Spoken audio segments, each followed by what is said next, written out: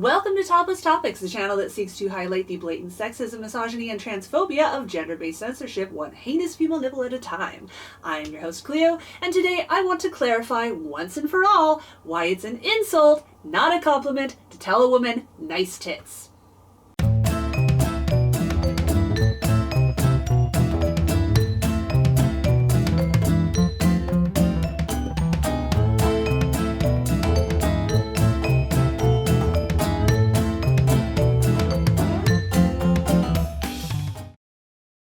As you might imagine, over the 10 years that I have been making topless equality videos for the purposes of normalizing female nipples outside of sexually explicit situations so that maybe someday we can have the exact same right to go topless online and in public just like any man can, I have received so many comments about my breasts. Sometimes they're flat-out insults like, "Oh, they're droopy, your nipples are not the same size," while others are flattering. More on that in a second. And some are just so out there that I can't even really figure out what they're trying to say. Either way, it seems nary a man can come across my videos without feeling the overwhelming need to let me know if he finds my mamma jammas fuckable or not. Now obviously, a lot of the comments come from rude trolls and perverts who know it's insulting to say such things and are disrespecting me on purpose, but a lot come from men who are just so accustomed to living under patriarchy, whose societal notions have decreed that women's primary value is their physical appearance, therefore the greatest compliment you can give a woman is to evaluate her looks. That they genuinely don't understand why nice tits or any more verbose variation is not in fact saying something nice. Before we get fully into it, I do want to offer this caveat against what a lot of men somehow think "don't comment on my breasts" really means. I am not, I repeat, not shaming you for having a sexual attraction to breasts. Hey, I'm bisexual myself with a preference for femmes. I can also appreciate a great rack. No, the issue lies in men using this sexual attraction to a woman's body parts as a motivation and excuse to therefore make sure that that woman knows that you personally would willingly have sex with her. Even when a woman is covered in clothing head to toe, a large percentage of men are still somehow driven to comment on her appearance, whether that's an insult or a compliment. I like to use TED Talk videos on YouTube as an example. Whenever it's a man on stage, unless he is extremely hot, extremely fat, or some other unusual example of physical appearance, there will be few to no comments below the video about what he looks like. Compare that to the comments on videos featuring women, there will always be comments about her appearance, especially but not only if she is very hot, very fat, etc. It's even worse if a woman dares to have any amount of flesh showing. Blame religion, blame biased scientific studies, blame whatever. For a very long time, men have deluded themselves into thinking that everything a woman does is for attracting a mate. Them, including and especially what she does with her appearance. How many men complain about women wearing makeup that doesn't go for a natural look? Come on, bro, we know you're about to type a comment complaining about this. Surely if a woman wears a low-cut shirt out in public, it's because she wants male passersby to catcall her. Maybe even give her a playful, non-consensual butt grab. While there are women, and times, where appearances are altered with the intention of looking sexy or otherwise appealing to men, it is erroneous to assume that this is always the case. Even when it is, there is a spectrum of comments you could be making way between "you look nice today" and "I want you to sit on my face." One of the sentiments I often see expressed by men during the initial Me Too era and continuing through today is that "you can't say anything to a woman these days without her getting offended." And again, while obviously some of the men saying this are would-be rapists who know very well where the line between flattering and demeaning is, a lot of other guys genuinely don't have a clue. The primary factor in this myth that you can't talk to a woman without her getting offended is, of course, our culture's aversion to teaching the concepts of consent. It's bad enough that so many schools in the US, especially in so-called red states, are gutting what little sex education we still have. I'm talking about the dry, clinical kind that teaches about STDs and the miracle of life. Not, is it ever okay to take upskirt photos of women out in public? A truly comprehensive and useful sex education curriculum would also include discussions of consent. Topics like, is it okay to expect a woman to have sex with you if you buy a drink for her? And when is rape really rape? Which is a lesson that a lot of Republican congressional people and dudes in white cis male dudes in colleges that their parents paid for seem to need. But yeah, good luck getting them into therapy. Until that lack of education is addressed on the institutional level, don't hold your breath, it falls on average Janes like us to educate each other, to provide materials and research that shaped our opinions, and hope that others will consider that evidence and reach a similar conclusion. I personally try really hard not to tell people what to think. I'd much rather improve your critical thinking skills and provide the facts and research that cause me to have my opinion and let you determine for yourself if your own existing biases still make sense. Now, I admit, when I am dealing with the daily torrent of nice tits and similar comments, it can be a challenge for me not to come off as a bitch when and if I reply to them. I have to remind myself that not every man who says something disrespectful to me means it as such. Maybe, just maybe, there's a genuine, unironic male feminist hiding in there, and I just have to find the perfect, gentle approach to help him realize the error of his ways. This is not, by the way, an endorsement to tone police women, to tell us to smile more if we want men to respect us. Men should not use the excuse of, "she was mean to me," to ignore the validity of what a woman, or any marginalized person, is trying to explain to them. And no one owes you an explanation for anything. It is absolutely fine for someone to simply leave an argument rather than feel pressured to always respond, whether for their own mental health or because they simply don't have time to be sea-lioned. If you've watched this video so far without already jumping into the comments to call me a feminazi cunt, then congratulations on your significant progress towards becoming a true male ally. Just by resisting the urge to stop the video and lay on the hate, you've already demonstrated a capacity for self-improvement that many men, and people in general, don't seem to have. And I don't mean this sarcastically. Sincerely, you're doing great, sweaty. Back to the topic of consent, because that is really what this issue boils down to. Whether a woman, with her nipples visible or not, is consenting to a man expressing his judgment of the value of her breasts. If you're not already familiar with sex-positive or otherwise progressive spaces, as the majority of my straight, white, cis male nudist viewers are not, then you might be balking at the idea of consent. What even is that?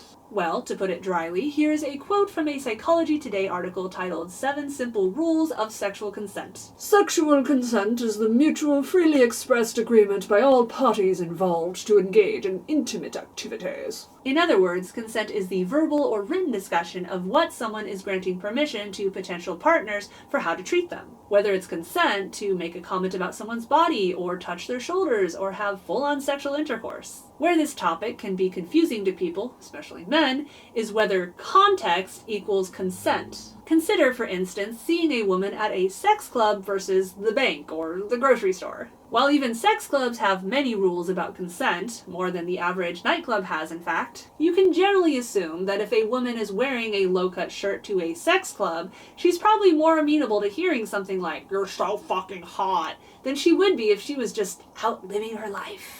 Unfortunately, thanks to the patriarchal conditioning of what determines a woman's worth that I keep mentioning, many men have been confused into thinking that a woman is always right for having her appearance evaluated, because of course she's always focused on attracting the male gaze. Not the gay males, the male gaze, it's just Google, it's a whole thing. I'm just gonna say it to you straight, fellas. This is rarely the case. Believe it or not, women exist outside of your sexual paradigm. We go to the bank, or work out at the gym, or answer phones at the office, or suntan at the beach, just like you do. And our simple act of existing is not consent for you to comment on our appearance, even if you think you're saying something nice. So hopefully I've given a sufficient Cliff Notes version of what consent is. It's verbal or written instructions on what someone's acceptable parameters for social interaction are, rather than what you assume them to be. If you'd like further discussion about this topic, I have lots of useful links on the page for this video, toplesstopics.org/nicetits. That also happens to be the link where you can watch the uncensored, patriarchy unapproved version of this video,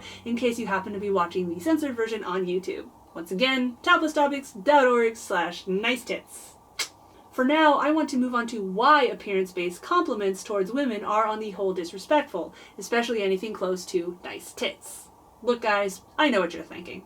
This crazy bitch has her tits on the internet, why wouldn't she be asking for it? And all I can say to that is, to reiterate, not everything women wear or don't wear is for male evaluation. And I have expressly said in my videos often enough that it's disrespectful to comment on my body despite the fact that you can see my heinous female nipples, that longtime watchers have no excuse to still say this kind of shit to me, even though so many of them do. You see, as a femme-presenting topless equality activist, I am stuck between a rock and a hard place. You might even say a hard place. I can't weak. I can't.